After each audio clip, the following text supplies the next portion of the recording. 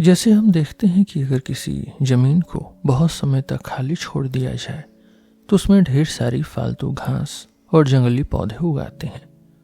वो जमीन उपजाऊ तो होती है, पर बिना किसी काम के उसमें सिर्फ कचरा ही पैदा होता है।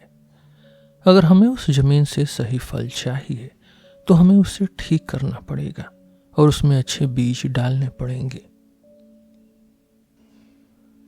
ठीक वैसे ही हमारा दिमाग भी है। अगर हम इसे किसी एक काम या पढ़ाई में लगाकर नहीं रखेंगे तो ये यहाँ वहाँ भटकने लगेगा। ये कल्पना, ये इमेजिनेशन की दुनिया में खो जाएगा और फालतू की बातें सोचने लगेगा। ये बिल्कुल वैसा ही है जैसे किसी बर्तन में रखे पानी पर जब सूरज या चांद की रोशनी पड़ती है तो वो चमक हर जगह नाचती फिरती है। वो कभी दीवारों पर लगती है तो कभी छत पर पहुंच जाती है। खाली दिमाग भी ऐसे ही डोलता रहता है।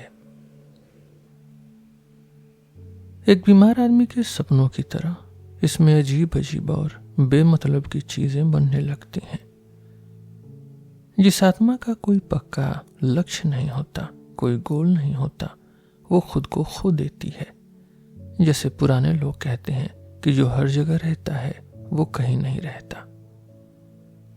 अभी कुछ समय पहले जब मैं अपने घर रहने गया तो मैंने सोचा कि अब मैं शांति से अपनी बची हुई जिंदगी बिताऊंगा।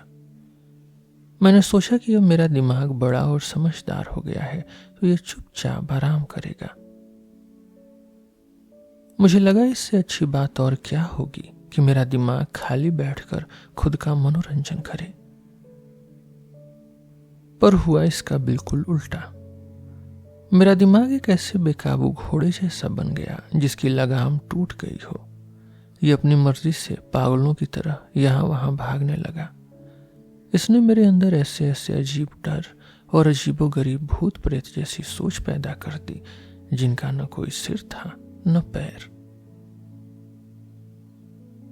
ये ख्याल इतने उलझे हुए और बेतुके थे कि मैंने इन्हें कागज पर लिखना शुरू कर दिया। मैंने सोचा कि जब मैं इन अजीब बातों को लिखा हुआ देखूंगा तो शायद मेरा दिमाग अपनी इस बेवकूफ़ी पर शर्म महसूस करेगा।